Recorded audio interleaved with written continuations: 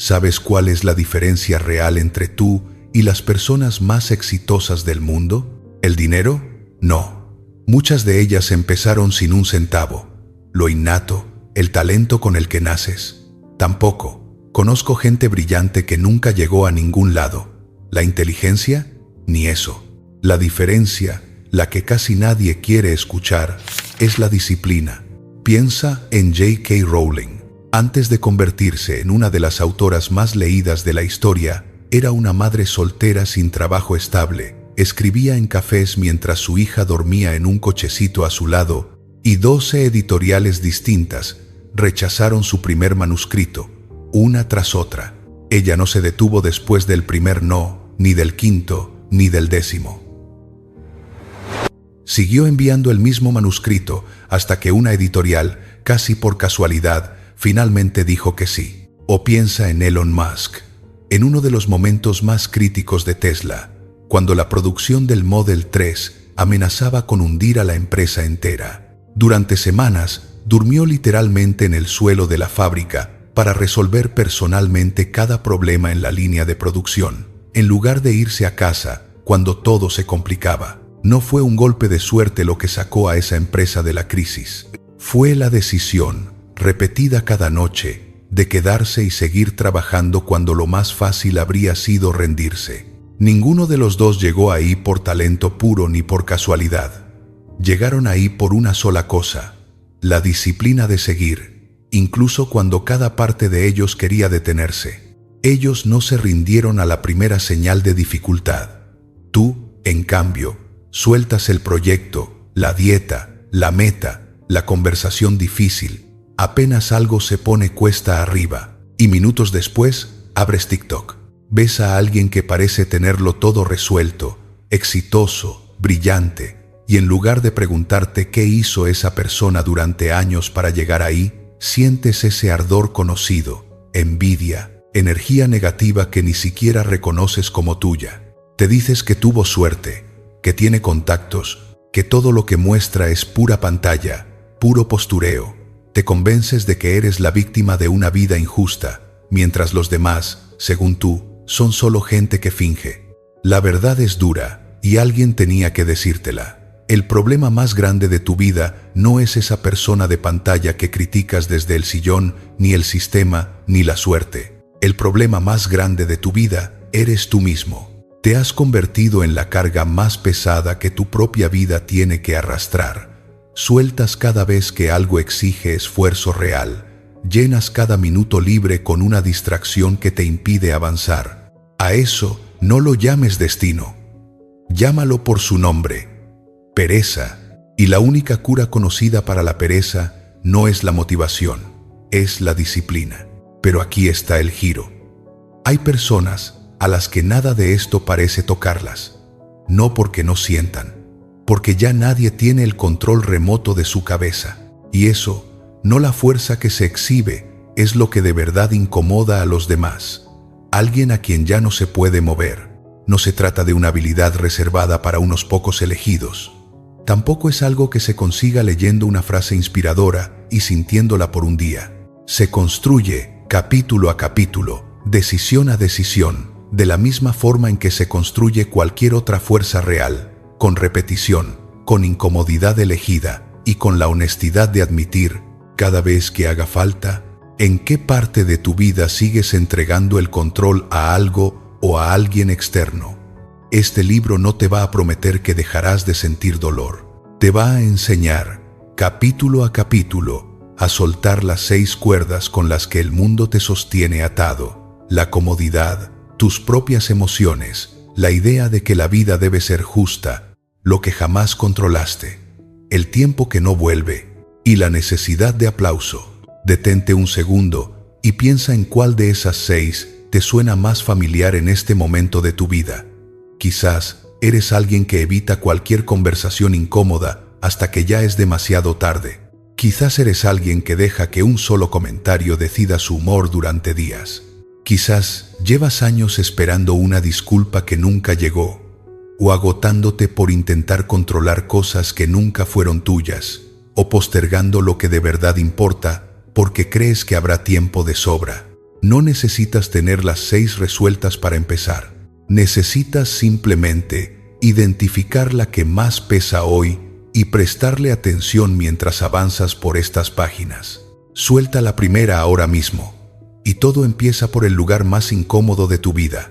Capítulo 1. La fuerza empieza donde acaba tu comodidad. ¿Por qué una vida fácil produce una mente frágil? Es lo opuesto de lo que nos enseñaron. Nos dijeron que entre menos sufrieras, más fuerte serías. Y sin embargo, mira a tu alrededor. Las personas que tuvieron todo servido suelen ser las primeras en quebrarse cuando la vida finalmente las toca de verdad. Quizás tú no creciste rodeado de lujos, pero si lo piensas con calma, seguro encuentras tu propia versión de esto. Ese momento en que, frente a algo difícil, tu primer instinto fue buscar la salida más rápida en lugar de quedarte. No es un defecto único tuyo. Es lo que casi todos hemos aprendido, sin querer, en un mundo diseñado para que nunca tengamos que esperar, ni incomodarnos, ni sostener nada que se sienta pesado por más de un instante. Te voy a contar algo que sucedió, porque vas a reconocerte en más de un fragmento. Llamémosle Tomás. Desde niño, sus padres le ahorraron cualquier dificultad. Si tropezaba, alguien lo levantaba antes de que su rodilla tocara el suelo. Si un conflicto con un amigo aparecía, su madre lo resolvía por él, llamando a la otra madre antes de que Tomás tuviera siquiera la oportunidad de aprender a defenderse solo. Nadie lo hizo con maldad, lo hicieron por amor, como casi todos los padres que confunden proteger con allanar el camino entero. A los 32 años, a Tomás le iba bien según cualquier estándar externo. Trabajo estable, rutina cómoda, pero cuando una conversación se ponía incómoda, cambiaba de tema. Cuando algo exigía esfuerzo, encontraba una salida elegante. El gimnasio era una idea bonita que vivía en su cabeza, nunca en su calendario. La cita con el médico que le daba pereza llevaba meses postergada, sin culpa aparente. Hasta que un martes, la empresa cerró sin aviso. De golpe, sin ingresos, sin rutina, sin la identidad que había construido alrededor de ese puesto. Cuando tuvo que negociar su indemnización, se quedó paralizado frente al encargado de recursos humanos, incapaz de sostener un desacuerdo cara a cara, porque jamás había entrenado ese músculo. Las semanas siguientes las vivió en pánico casi constante, despertando a las 4 de la madrugada con el pecho apretado. Lo que más le dolió no fue perder el trabajo, fue descubrir que no tenía ninguna herramienta interna para sostenerse cuando el piso se movía de verdad. Durante esas semanas, intentó calmar la ansiedad con las mismas estrategias de siempre: distraerse con series hasta la madrugada, comer cualquier cosa que tuviera a mano, evitar abrir el correo donde llegaban, una tras otra, las respuestas negativas de las empresas a las que había aplicado. Ninguna de esas estrategias funcionó esta vez, porque el problema no era externo, era la ausencia total de un recurso interno al que recurrir. Un amigo de toda la vida lo invitó a salir a caminar solo para distraerse un rato. Caminaron en silencio casi media hora, y cuando Tomás finalmente habló, lo que salió no fue sobre el trabajo perdido, sino algo mucho más incómodo de admitir en voz alta: no sé hacer esto solo, nunca tuve que aprenderlo. Su amigo no supo qué responder, y en realidad no hacía falta ninguna respuesta. Lo que Tomás necesitaba no era una solución rápida, era reconocer, por primera vez, que toda su vida había estado construida sobre una base que jamás había sido puesta a prueba. Esto es lo que casi nadie te dice. La fuerza mental no aparece cuando la necesitas si no la has practicado antes. La mente funciona como un músculo. Lo que no usas se debilita, lo que entrenas se fortalece. Vivimos además en una época que convirtió la comodidad inmediata en su producto estrella. Comida que llega en 15 minutos, entretenimiento infinito antes de que el aburrimiento se presente, compañía sin esfuerzo de conquista, con solo deslizar un dedo. Cada solución, por separado, parece inofensiva. Sumadas durante años, entrenan a generaciones enteras para no tolerar nada incómodo, ni por 30 segundos. Esto no significa que la tecnología sea el enemigo, ni que debas vivir desconectado del mundo moderno para construir una mente fuerte. Significa, simplemente, que cada comodidad que aceptas sin cuestionarla te entrena en una dirección, y que vale la pena, de vez en cuando, elegir conscientemente el camino más largo, solo para recordarle a tu cuerpo que todavía sabe caminarlo. Aquí está el mecanismo real, y vale la pena que lo entiendas con calma. Cada vez que huyes de una incomodidad menor, tu cerebro registra una lección. Esto era peligroso, hiciste bien en escapar. Esa lección, repetida sin que lo notes, baja tu umbral de tolerancia, así que la próxima incomodidad, aunque sea más pequeña, te parecerá más amenazante. Postergar la cita con el dentista, dejar sin abrir esa factura, cambiar de tema cuando tu pareja intenta hablar en serio, evitar el correo difícil del trabajo. Cada una de estas evitaciones te da un alivio inmediato, y ese alivio es precisamente lo que refuerza la conducta de seguir evitando. Ninguna evitación individual destruye una vida, pero la suma de miles termina construyendo a una persona que tiembla ante cualquier roce con la realidad. El proceso inverso funciona distinto. Cuando te expones, de forma voluntaria, a una incomodidad que tú elegiste, tu sistema nervioso recibe otra señal. Esto fue incómodo, y sobreviví entero. Repetida con intención, esa experiencia funciona casi como una vacuna.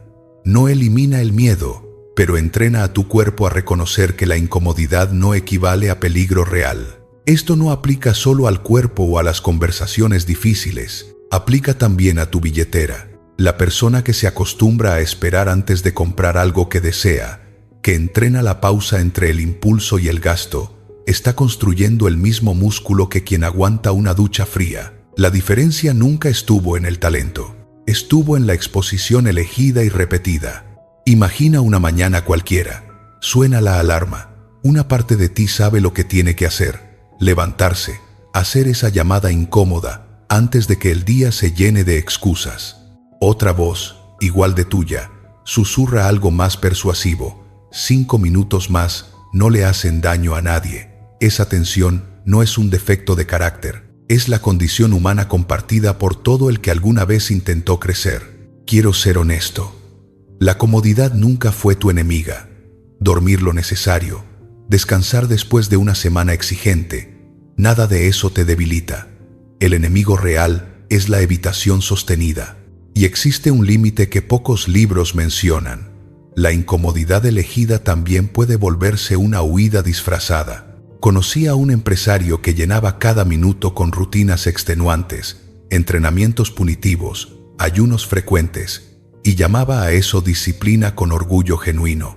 Cuando alguien cercano le preguntó por qué nunca estaba en casa antes de las 10, la respuesta reveló lo que él no quería mirar. Su matrimonio llevaba años apagado, y toda esa intensidad era una manera elegante de no sentarse jamás con esa pregunta. El sufrimiento elegido puede ser una herramienta real o una cortina de humo tan efectiva como cualquier evitación.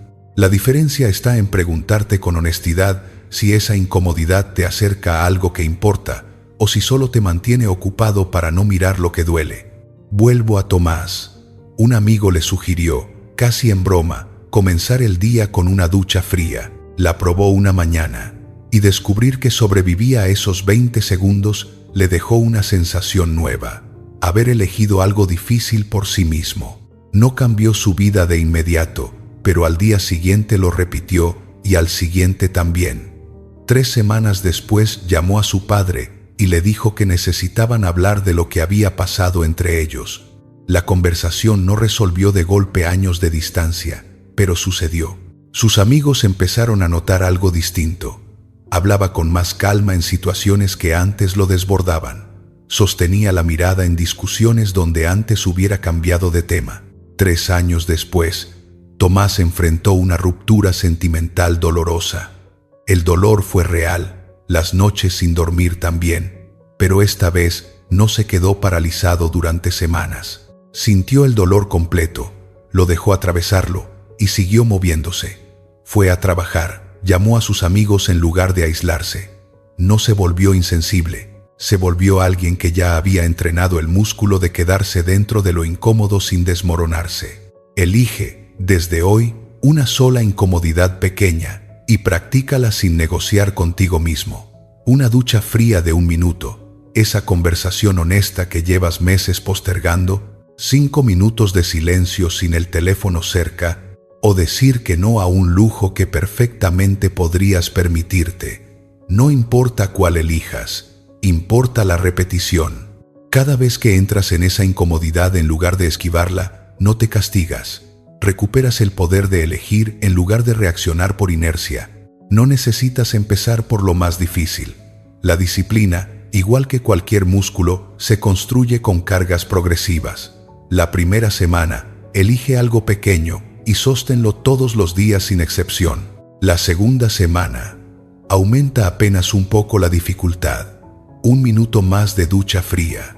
Una conversación 1 grado más honesta que la anterior. No se trata de impresionar a nadie ni de competir contigo mismo de forma violenta. Se trata de demostrarte, con hechos pequeños y repetidos, que tu palabra hacia ti mismo vale algo. Conozco a una mujer, contadora, que durante años pagó intereses absurdos por usar la tarjeta de crédito cada vez que algo le apetecía, justificándolo siempre con un «me lo merezco». El día que decidió esperar 24 horas antes de cualquier compra que no fuera esencial, descubrió algo incómodo. La mitad de esos deseos desaparecían solos con solo dejarlos respirar una noche. No se volvió tacaña, se volvió dueña de su propio impulso, en lugar de esclava de él, y eso, con el tiempo, le devolvió un control sobre su vida que ningún aumento de sueldo le había dado antes. Hay algo más que debes saber antes de seguir adelante con esta práctica.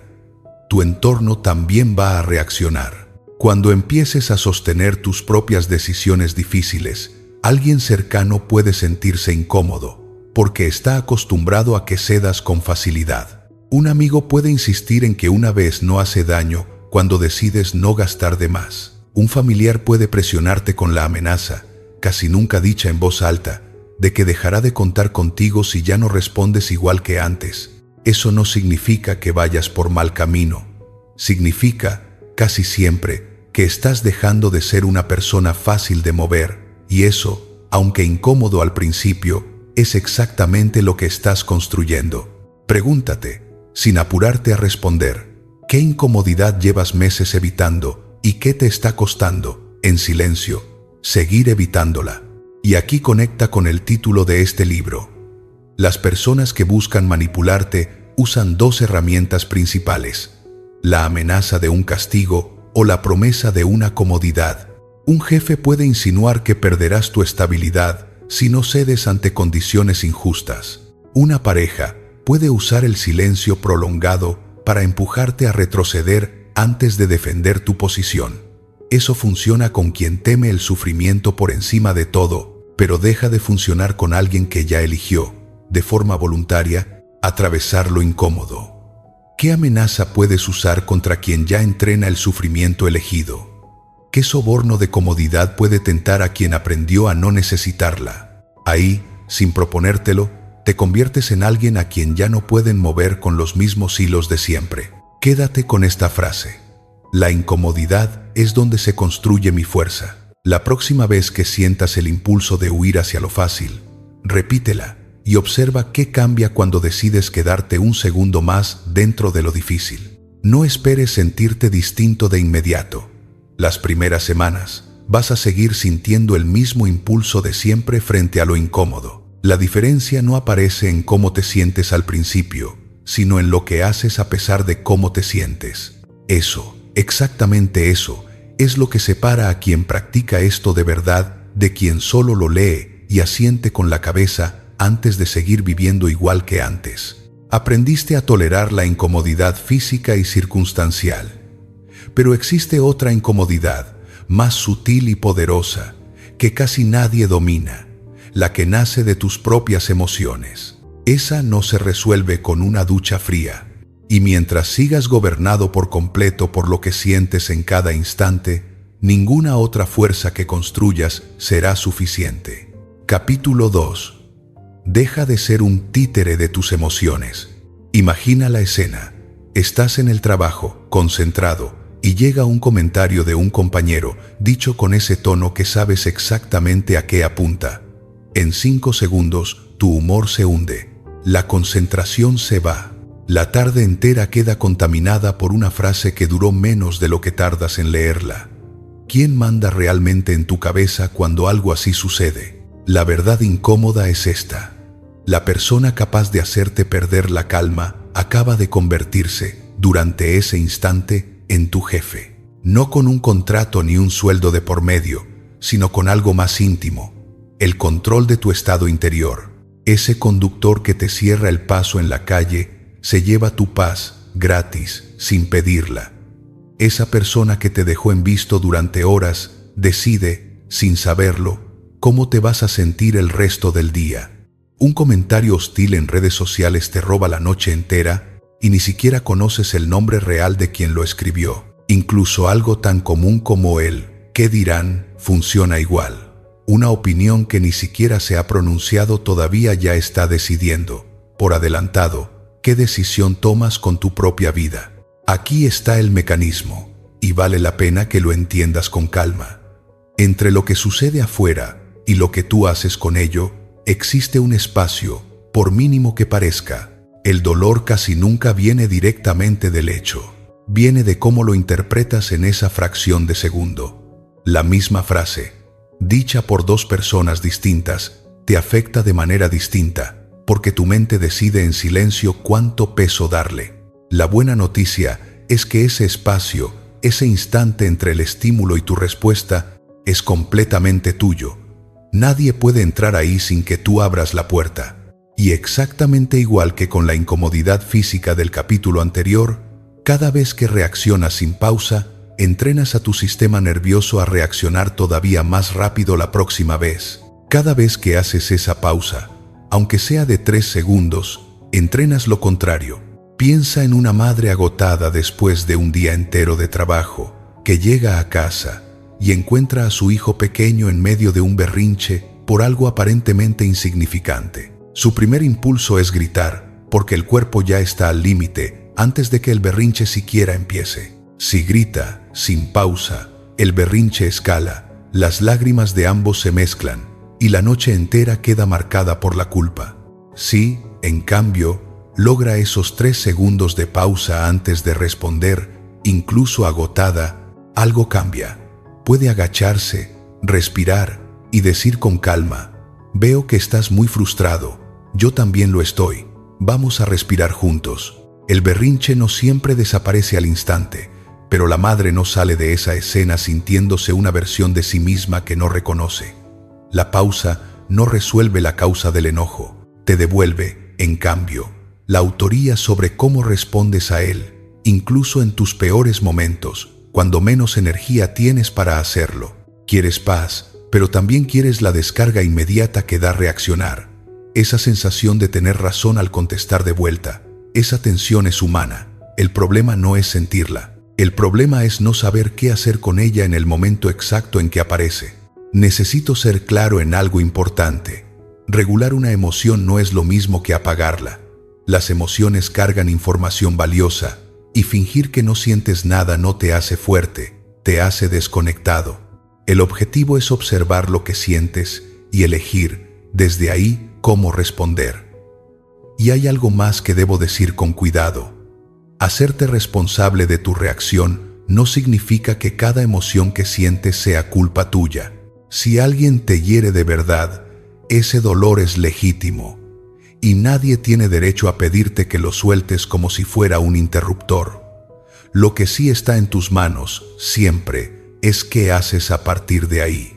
Esta distinción importa especialmente para ti, que llevas semanas aprendiendo a no huir de lo incómodo. Sería fácil, en este punto del libro, confundir fortaleza emocional con dureza y empezar a tragarte cada cosa con tal de parecer inquebrantable. Eso no es lo que este capítulo te está pidiendo. Te está pidiendo algo más difícil: sentir completo y aún así elegir cómo respondes. Imagina a la misma persona viviendo 2 veces el mismo insulto. La primera vez, contesta de inmediato, sube el tono y termina discutiendo media hora por algo que en una semana ni recordará. La segunda vez, frente a una ofensa parecida, hace una pausa de apenas 3 segundos, respira y responde con una frase corta y firme. Quien la observa desde afuera nota la diferencia al instante. Una persona parece controlada por el momento, la otra parece dueña de él. Esto no aplica solo a las discusiones grandes. Aplica al compañero de trabajo que interrumpe, al familiar que comenta algo fuera de lugar en una cena, al extraño que te insulta desde el anonimato de una pantalla. En todos los casos, el mecanismo es el mismo. Cuanto más entrenas la pausa en lo pequeño, más disponible está cuando lo grande finalmente llega. Y créeme que llega, tarde o temprano, para todos. La próxima vez que algo te active, prueba esto. Detente, respira una vez profundo y pregúntate si esa emoción te sirve en este instante exacto. Después responde. No reacciones. No se trata de volverte de piedra. Se trata de elegir, en lugar de que decidan por ti. Quiero detenerme en una confusión común, porque si la pasas por alto puedes terminar haciéndote daño en nombre de la fortaleza. Regular una emoción no es sonreír cuando por dentro estás furioso, ni tragarte cada cosa que te incomoda con tal de no reaccionar. Eso no es dominio, es represión. Y la represión sostenida termina saliendo de otra forma, en el cuerpo, en el insomnio, en una explosión desproporcionada, el día menos esperado por algo que ni siquiera es lo que de verdad te dolió. Dominar una emoción significa sentirla por completo, nombrarla, y después decidir, con esa información, qué vas a hacer. A veces, la respuesta correcta es hablar claro, no callarte. Conocí a un hombre que trabajaba para un jefe especialista en comentarios filosos disfrazados de broma, de esos que duelen pero que, si te quejas, te dicen que no sabes tomar el humor.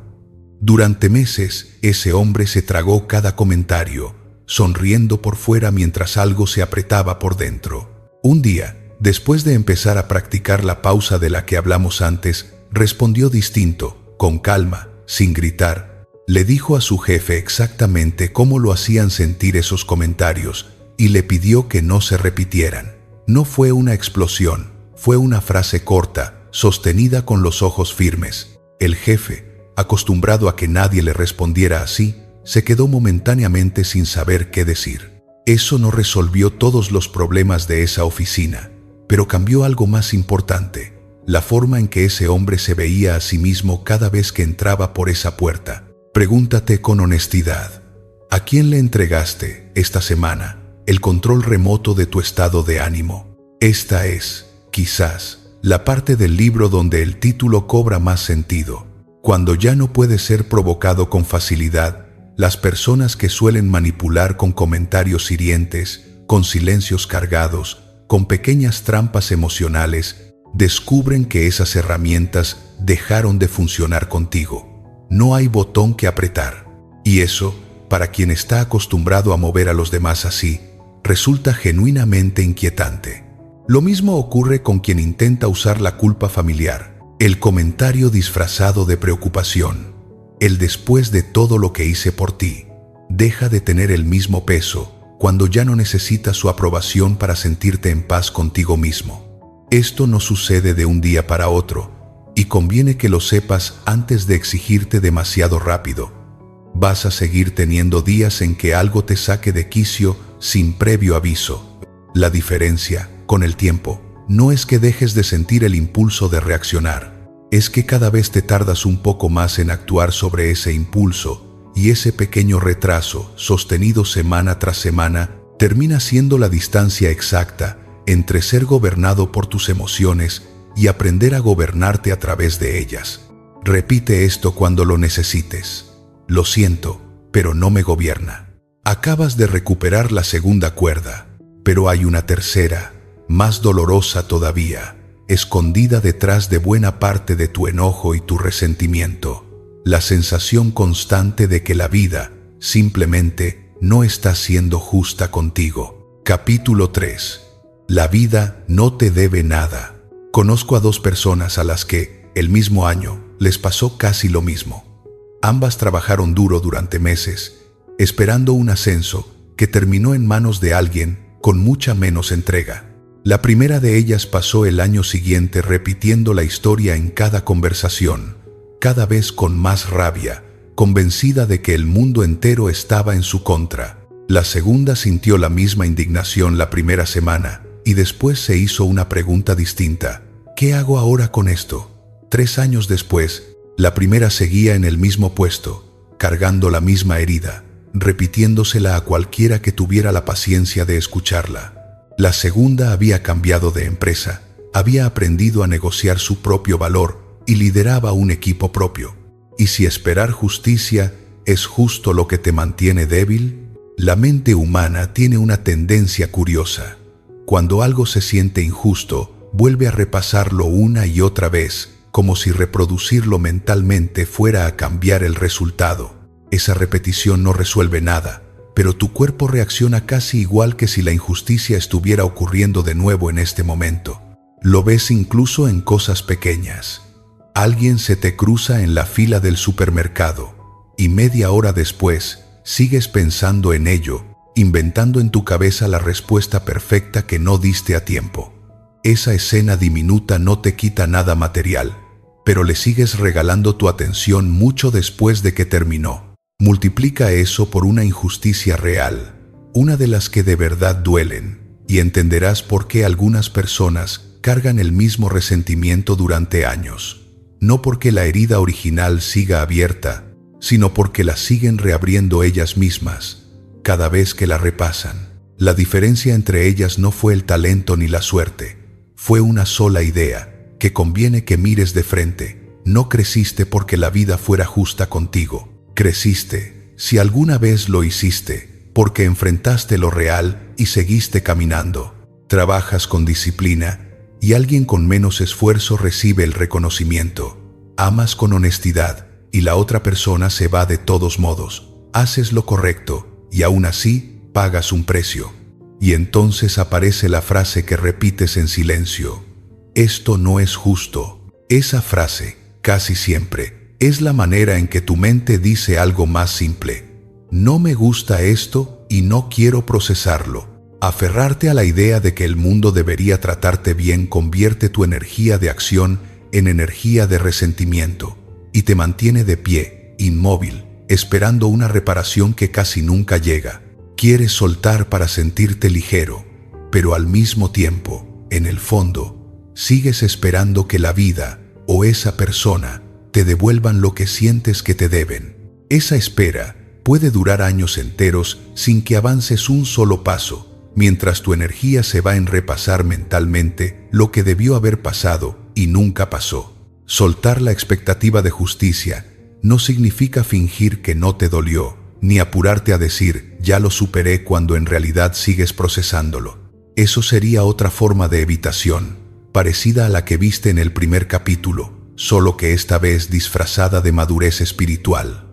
Soltar de verdad toma su tiempo, y ese tiempo no es debilidad. Lo que cambia, poco a poco, no es la velocidad con la que dejas de sentir dolor, sino la cantidad de energía que sigues invirtiendo en cambiar un pasado que ya no se puede cambiar. Aquí necesito una distinción importante, porque es fácil malinterpretar esta idea. Una cosa es valorar la justicia, seguir defendiendo lo correcto, no quedarte callado frente a un atropello real, ni dejar de exigir lo que te corresponde por derecho. Otra muy distinta es esperar que la vida, por default, te trate bien. Soltar la segunda no te vuelve cínico ni indiferente. Te vuelve alguien que deja de gastar su fuerza en pelear contra una regla que nunca existió y que reserva esa misma fuerza para las batallas que sí valen la pena. La vida no te debe nada, y precisamente por eso tu poder está en tu próximo movimiento, no en la espera de una compensación. Quizás esto te suene duro al principio. No te estoy diciendo que dejes de sentir tristeza, rabia o decepción cuando algo realmente injusto te ocurra. Te estoy diciendo que la diferencia entre quedarte atrapado y seguir avanzando casi nunca está en lo que te pasó, sino en cuánto tiempo le permites a eso que te pasó seguir tomando decisiones por ti. La próxima vez que te sorprendas diciendo, esto no es justo, cambia la pregunta por una más útil. Esta es la realidad. ¿Cuál es mi siguiente paso? Esta idea se vuelve todavía más difícil de sostener cuando lo injusto no es un ascenso perdido, sino algo que de verdad duele en lo profundo. Un diagnóstico que no esperabas, la pérdida de alguien que amabas, una traición de quien menos lo imaginabas. Ahí, la pregunta ¿por qué a mí? Puede aparecer durante meses, y es comprensible que aparezca. Conocí a una mujer que recibió un diagnóstico médico serio a los 35 años, en el momento de su vida en que todo parecía finalmente estar encaminado. Durante el primer año, repitió esa pregunta casi a diario, buscando una explicación que nunca llegó. Lo que finalmente le devolvió algo parecido a la paz no fue encontrar esa explicación, porque nunca la encontró. Fue dejar de buscarla y preguntarse en cambio qué quería hacer con el tiempo que sí tenía por delante. Y aquí va la advertencia que prometí antes. Soltar la expectativa de justicia no significa volverte alguien que ya no defiende nada, ni que deja de exigir lo que le corresponde por derecho. He visto a personas malinterpretar esta idea hasta el extremo contrario, usándola como excusa para no reclamar un sueldo justo, para tolerar un trato irrespetuoso o para no denunciar algo que sí merece ser denunciado. Eso no es fortaleza, es resignación disfrazada de sabiduría. La diferencia está en el blanco de tu energía. Pelea con todo lo que tengas, por lo que de verdad puedes cambiar. Suelta con la misma fuerza lo que ya ocurrió y no tiene vuelta atrás. ¿Qué injusticia sigues cargando que ya solo te hace daño a ti? Quien deja de exigirle equidad a la vida ya no puede ser manipulado con culpa ni con promesas de una compensación futura que nunca llega. No cae en el papel de víctima porque ya no necesita que nadie le confirme que tuvo razón. Y eso lo vuelve casi imposible de arrastrar a discusiones que no llevan a ningún lado. Quien intenta usar una vieja injusticia para mantenerte enganchado a la culpa o al resentimiento, descubre que ese gancho ya no tiene de dónde sujetarse. La vida no me debe nada, y aún así avanzo. Soltaste la espera de un trato justo. Esa energía necesita un lugar nuevo donde vivir. El problema es que la mayoría de las personas la dirige hacia algo que jamás podrán controlar. Capítulo 4. Domina lo que controlas, suelta lo demás. Hazte esta pregunta con calma, sin prisa por responder. ¿Cuánta de tu paz gastas cada día en cosas que jamás vas a poder controlar? Imagina dos columnas frente a ti. En una, todo lo que de verdad te pertenece. Tus pensamientos, tus decisiones, tu esfuerzo, tu manera de responder. En la otra, todo lo que nunca fue tuyo. La opinión que alguien tiene de ti. El resultado final de algo en lo que ya hiciste tu parte, lo que el futuro decida traer. La ansiedad, casi siempre, nace de intentar controlar la columna equivocada. Te obsesionas con lo que alguien pensó de ti en una reunión. Repasas, una y otra vez, escenarios que todavía no ocurren. Atas tu valor entero a un número en la báscula, a una cifra de ventas, a un simple sí que depende de otra persona. Cuando ese resultado se mueve, tú te mueves con él, como si estuvieran atados por la misma cuerda. La mente encuentra calma cuando la frontera está clara. Esto es mío, esto no lo es. Cuando sueltas lo segundo, toda tu atención regresa a lo primero, y aquí ocurre algo casi paradójico, algo que la ciencia del comportamiento confirma una y otra vez. Sueles conseguir más, precisamente porque dejaste de temblar por necesitar el resultado.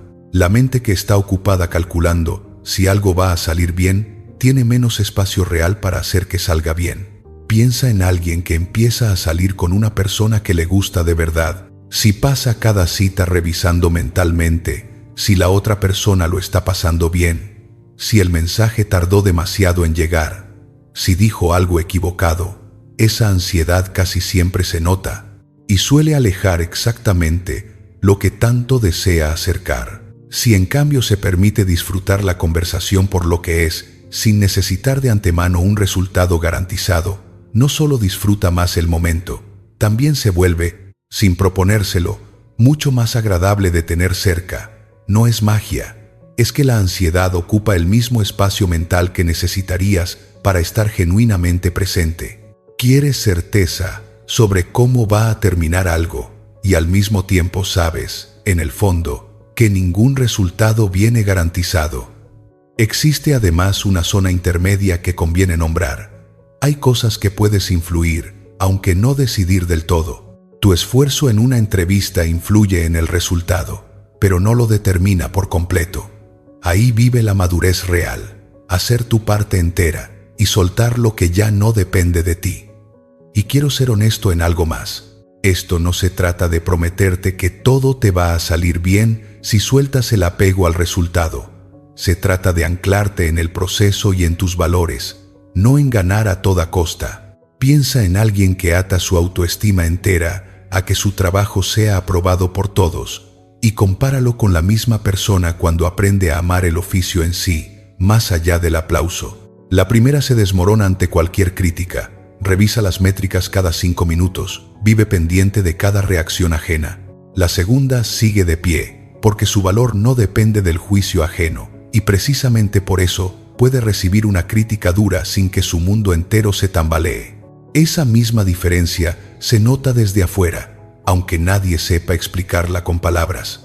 La primera persona transmite una urgencia incómoda, casi una necesidad de aprobación que el otro percibe sin querer. La segunda transmite algo mucho más raro de encontrar: la calma de alguien que ya está bien, pase lo que pase con el resultado. Antes de cada preocupación, pregúntate: ¿esto está en mi control? Si sí, actúa. Si no, suéltalo. Si es parcial, haz tu parte y entrega el resto. Quiero aclarar algo, porque esta idea se malinterpreta con frecuencia. Soltar el resultado no significa dejar de esforzarte, ni volverte pasivo esperando a ver qué pasa. Es exactamente lo contrario. Precisamente porque ya no cargas el peso extra de necesitar un desenlace específico, puedes meter toda tu energía en la parte que sí te corresponde, sin la mano temblorosa que produce el miedo a fallar. La persona que confunde soltar el resultado con dejar de esforzarse, termina sin resultado y sin paz. La que entiende la diferencia, termina dando lo mejor de sí, con la cabeza tranquila, pase lo que pase después. Esta misma idea cambia por completo la manera en que te relacionas con cualquier meta a largo plazo. Pensemos en un corredor que se prepara para una maratón. Puede controlar su entrenamiento, su alimentación, su descanso, la constancia con la que se presenta a correr incluso en los días que no tiene ganas. No puede controlar el clima del día de la carrera, ni una lesión inesperada, ni el desempeño de los demás corredores. El que ata su valor entero al resultado final, a llegar en un tiempo exacto, sufre durante meses de entrenamiento, tenso, comparándose. El que ata su valor al proceso, a presentarse y dar lo mejor cada día, disfruta el camino entero y, curiosamente, suele rendir mejor el día de la carrera, porque llega sin el peso extra de la desesperación. Esta misma zona intermedia aparece en lugares más cercanos a tu vida diaria. Como padre o madre, puedes controlar el tiempo que le dedicas a tus hijos, los valores que les enseñas con el ejemplo, la paciencia con la que respondes.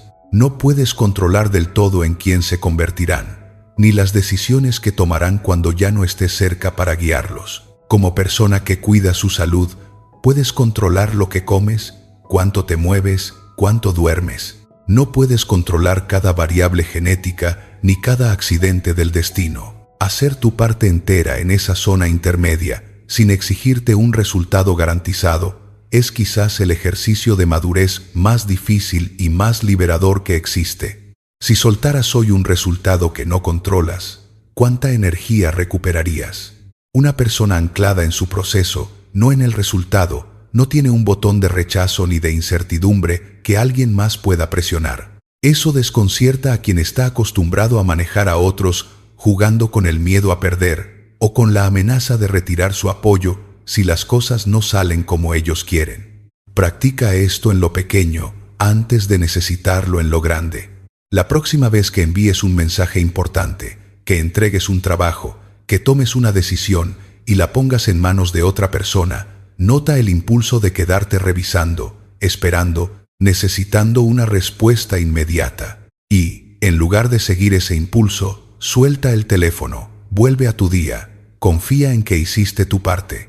Cada vez que practiques esto, aunque sea en algo pequeño, le enseñas a tu mente que puede soltar sin desmoronarse. Suelto lo que no controlo y domino lo que sí. Ya sabes dónde poner tu fuerza. Falta una pregunta más incómoda.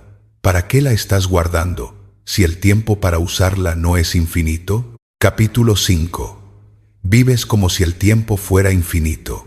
Detente un momento, antes de seguir leyendo. Cierra los ojos si puedes, y piensa en esto con total honestidad. ¿Qué harías diferente si supieras, con exactitud, cuánto tiempo te queda? Postergas. Dices, mañana empiezo, el año que viene será distinto. Discutes por cosas que en un mes no vas a recordar. Sostienes relaciones y hábitos que te vacían, simplemente porque cambiar parece más difícil que quedarte. Todo eso descansa sobre una creencia silenciosa. Todavía me queda mucho tiempo.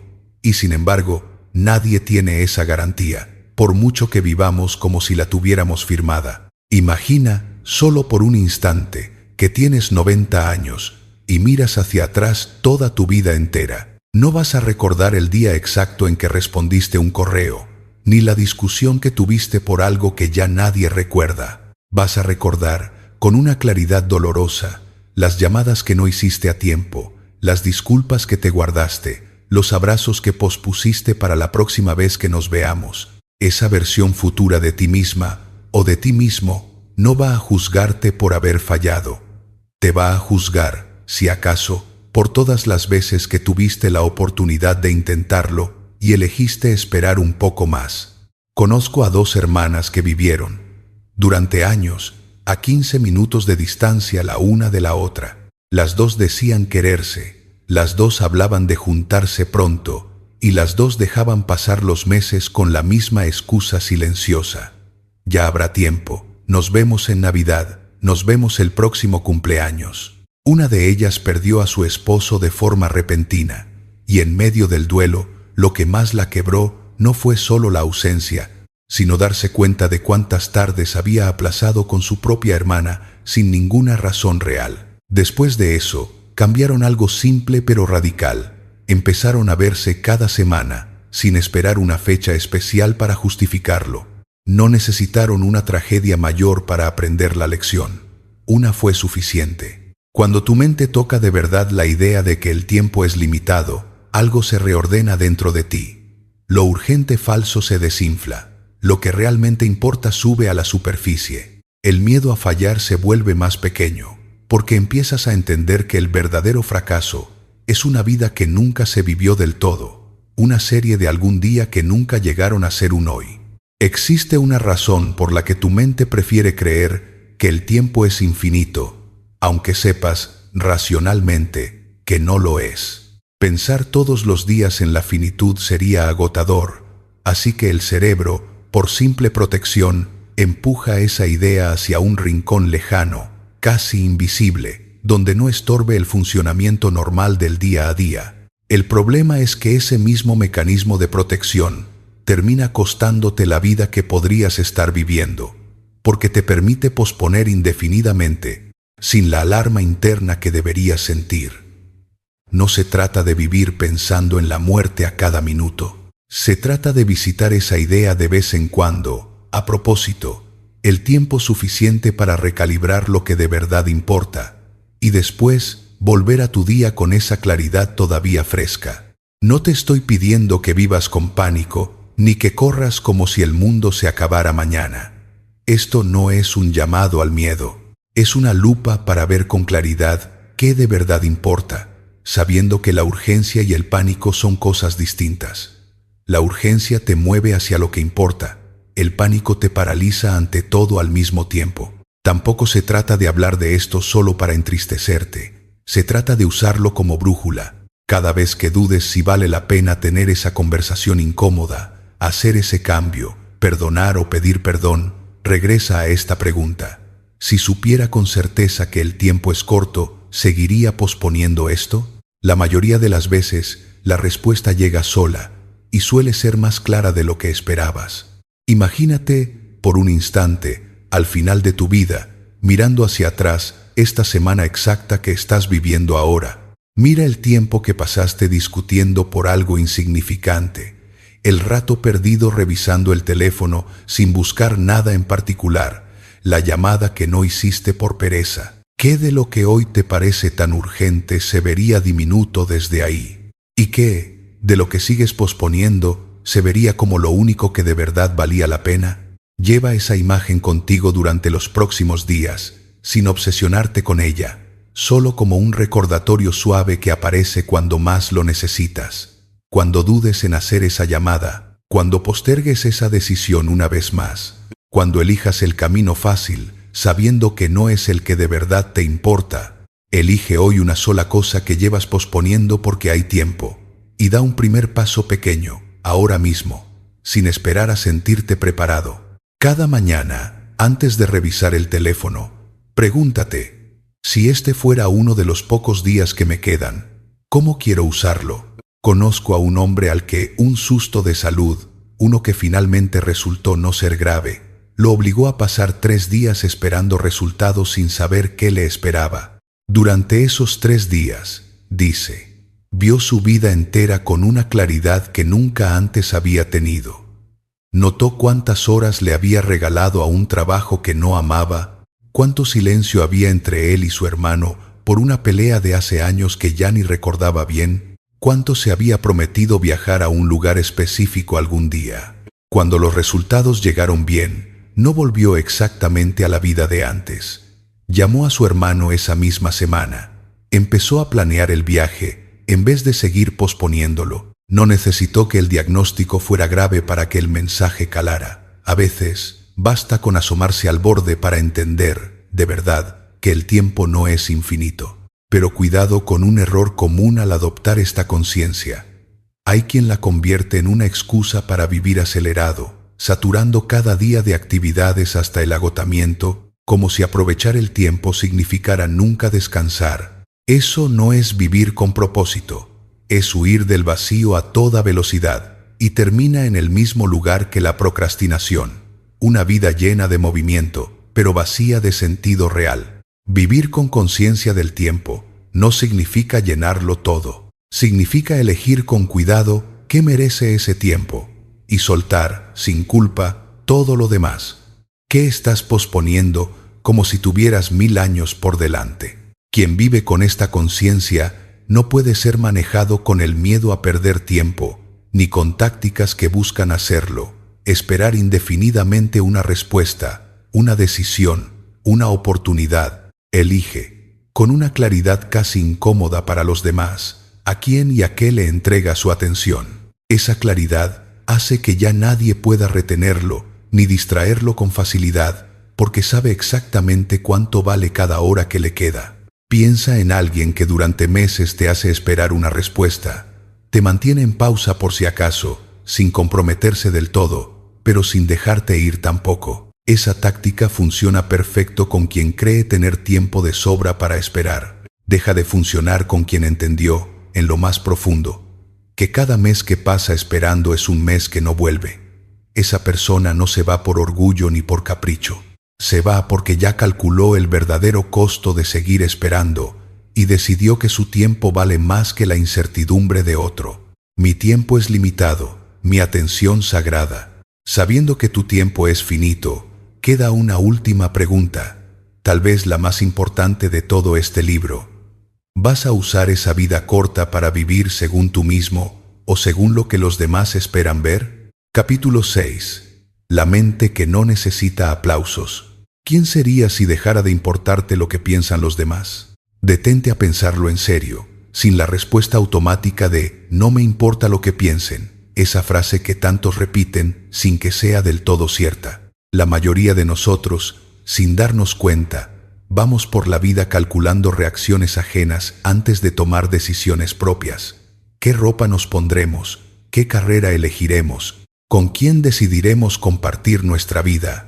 Incluso qué publicaremos en una red social. Cada una de esas decisiones, tomada con un ojo puesto en la reacción de los demás, te aleja un poco más de la persona que serías si solo te escucharas a ti mismo. Esta necesidad no nació de la nada y vale la pena entenderla antes de pelear contra ella. Durante la mayor parte de la historia humana, ser excluido del grupo significaba, literalmente, no sobrevivir. Tu mente todavía carga esa programación antigua, aunque hoy el rechazo de un desconocido en Internet no vaya a dejarte sin refugio ni sin comida. El problema es que ese sistema de alarma, diseñado para un peligro real, ahora se activa con cualquier cosa. Un comentario, un silencio, una mirada. Saber esto no te libera del todo de sentirlo, pero te da algo valioso: la posibilidad de reconocer la alarma por lo que es, una reacción antigua ante un peligro que ya no existe, en lugar de creer ciegamente todo lo que te dice. Cuando vives para el aplauso, le entregas a la multitud la llave de tu propia cabeza. Publicas buscando una reacción, complaces para no ser rechazado, cambias de opinión e incluso tus límites con tal de seguir siendo aceptado. Te quedas callado frente a algo que sabes que está mal, solo por miedo a que dejen de quererte. En muchas familias, esta presión tiene un nombre que todos reconocen sin necesidad de explicarlo: el qué dirán. Esa frase, repetida durante generaciones, ha decidido carreras, relaciones e incluso vidas enteras, mucho antes de que la persona afectada tuviera oportunidad de decidir algo por sí misma. Lo ves todos los días en algo tan simple como publicar una foto. Subes algo que de verdad te gusta y a los 5 minutos ya estás revisando cuántos me gusta tiene, comparando ese número con la última publicación, preguntándote si deberías borrarla porque no le está yendo bien. Ese pequeño ritual, repetido cientos de veces al año, va entrenando algo mucho más profundo que una simple costumbre digital. Te enseña a medir tu valor en tiempo real, según la reacción inmediata de personas que ni siquiera conoces bien. Cuando dejas de necesitar esa validación constante, no dejas de publicar lo que te gusta, dejas simplemente de necesitar el número para saber si valió la pena hacerlo. Una identidad anclada afuera, en lo que otros opinan de ti, se mueve cada vez que ellos se mueven. Una identidad anclada adentro, en lo que tú mismo respetas, se mantiene firme aunque el aplauso cambie de dirección o desaparezca por completo. Esto se nota de forma especialmente dolorosa en el amor. Conozco a una mujer que, en cada relación, terminaba pareciéndose un poco más a lo que la otra persona quería. Cambiaba su forma de vestir, sus opiniones, hasta sus planes a futuro, con tal de no perder a quien tenía al lado. Cada ruptura la dejaba un poco más perdida, porque ya no sabía bien cuál era su versión original debajo de tantos ajustes. El cambio empezó el día en que decidió, antes de la siguiente relación, escribir en un papel quién era ella sin nadie al lado, sus gustos, sus límites, lo que no estaba dispuesta a negociar. No lo hizo para volverse rígida, lo hizo para tener un punto fijo al cual regresar, cada vez que sintiera la tentación familiar de disolverse en otra persona con tal de ser amada. Quieres pertenecer, ser visto, ser querido, y al mismo tiempo, en algún lugar más profundo, quieres ser exactamente quien eres, sin filtro. Vivir según tus valores no significa volverte indiferente ni dejar de importarte la gente. Puedes seguir siendo cálido, seguir cuidando a quienes amas. Lo que cambia es que ya no dependes de su aprobación para sentirte bien contigo mismo. Tampoco significa que dejes de necesitar vínculos. Seguirás necesitándolos, como cualquier persona. Lo que ya no harás es venderte a ti mismo para conseguirlos. Piensa en alguien que durante años dijo que sí a todo, que se acomodó a cada mirada ajena, hasta que un día decidió sostener su palabra, incluso teniendo que quedarse solo en esa decisión, sabiendo que su familia entera podía no entenderlo. No buscaba ser admirado por eso, y sin embargo, con el tiempo, terminó siéndolo, precisamente porque dejó de necesitarlo. Escribe 3 valores según los que quieres vivir, incluso cuando nadie esté mirando. Esta semana, actúa según uno de ellos, aunque nadie te lo reconozca. Pensemos en alguien que creció en una familia donde el camino esperado era claro: estudiar una carrera segura, quedarse cerca de casa, seguir el guión que todos antes habían seguido sin cuestionarlo demasiado. Cuando esa persona decidió, ya adulta, dedicarse a algo completamente distinto, algo que amaba pero que nadie en su familia entendía del todo, escuchó durante meses la misma frase repetida de distintas formas. ¿Qué va a pensar la gente? Después no digas que no te lo advertimos. Sostener esa decisión no fue cómodo. Hubo cenas familiares tensas, silencios incómodos, la sensación de haber decepcionado a quienes más quería. Pero años después, viviendo una vida que de verdad sentía como suya, esa misma familia que tanto dudó terminó siendo quien más la admiraba. No porque la decisión hubiera sido fácil de aceptar, sino porque la firmeza con la que la sostuvo, sin pelear ni rogar aprobación, terminó hablando más fuerte que cualquier discurso. Quiero ser claro en algo, antes de cerrar esta idea. Dejar de necesitar el aplauso no significa que el cariño de tu gente deje de importarte. Seguirás queriendo que las personas que amas estén orgullosas de ti, y está bien que así sea. La diferencia es sutil pero decisiva. Ya no construyes tu vida entera alrededor de conseguir esa aprobación. La agradeces cuando llega, no la mendigas cuando no llega, y sigues caminando en la dirección que tú elegiste, la consigas o no. ¿Qué decisión tomarías hoy si nadie fuera a aplaudirte ni a juzgarte? Esta es la última cuerda, y quizás la más definitiva. Quien ya no necesita aplausos no tiene ninguna palanca que alguien pueda usar para comprarlo, ni para amenazarlo con retirarle su cariño. No puede ser controlado con el miedo a la exclusión social, ni con la promesa de pertenecer a cambio de traicionarse a sí mismo. Esa independencia silenciosa es exactamente lo que, sin buscarlo, termina incomodando a los demás. Piensa en un grupo que presiona a alguien con la frase de siempre: todos lo están haciendo, no seas el raro.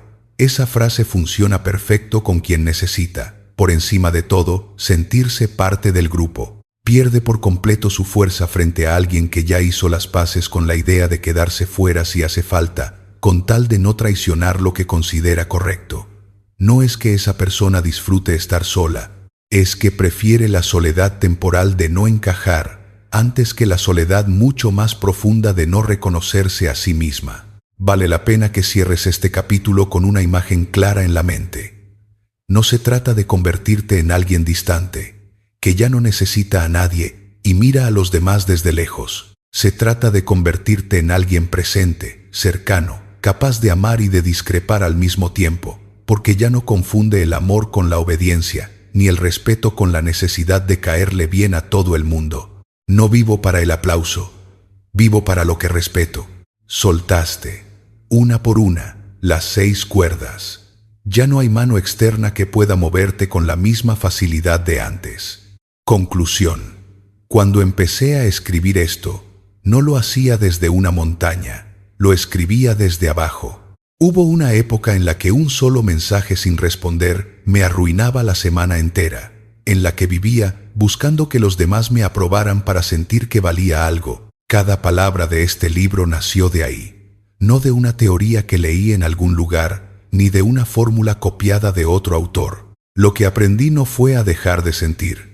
Aprendí que entre lo que me pasa y lo que hago con ello hay un espacio, y que ese espacio es mío. Eso resolvió algo que llevaba años cargando. Dejé de vivir dentro de la cabeza de los demás, pendiente de su aprobación, de su humor, de su próxima reacción. Y aquí va algo que me costó aceptar, un pensamiento que todavía hoy me sorprende. Cuando dejas de necesitar que el mundo te mueva, el mundo deja de saber cómo moverte. A algunos eso les incomoda. A mí, por primera vez en mucho tiempo, se siente como paz. No me volví intocable. Todavía me duele lo que tiene que dolerme. Sigo teniendo días difíciles, decisiones que me cuestan, conversaciones que prefiero evitar antes de obligarme a tenerlas. Pero ya nadie vive dentro de mi cabeza sin permiso. Y eso, aunque parezca poco dicho en una sola frase, lo cambió absolutamente todo. A veces pienso en el Tomás del primer capítulo, en esa mujer del tercer capítulo que dejó de buscar una respuesta que nunca iba a llegar, en cada persona real que cruzó mi vida y me enseñó, sin saberlo, una pieza de este libro. Ninguno de ellos se volvió invencible. Todos siguieron siendo, en el fondo, exactamente tan humanos como tú y como yo. Lo único que cambió fue el lugar desde donde decidieron pararse frente a la vida. Escribir este libro me obligó a mirar de frente cada una de las 6 cuerdas que mencioné al principio y a ser honesto sobre cuáles todavía no termino de soltar del todo. La disciplina, la calma frente a las emociones, la paz con lo injusto, la frontera entre lo mío y lo ajeno, la conciencia del tiempo, la libertad frente al aplauso. Ninguna de ellas se conquista una sola vez y para siempre. Se practican, se pierden, se vuelven a practicar, y está bien que sea así. No estoy escribiendo desde la perfección, estoy escribiendo desde alguien que sigue, todos los días, eligiendo de nuevo. Si algo de este libro te tocó, no necesitas hacer nada grande hoy mismo. No hace falta que sueltes las 6 cuerdas de golpe, ni que te conviertas mañana en alguien irreconocible. Solo elige una, la que más pesa en tu vida ahora mismo, y suéltala un poco. Empieza ahí. El resto, te lo prometo, empieza a moverse solo.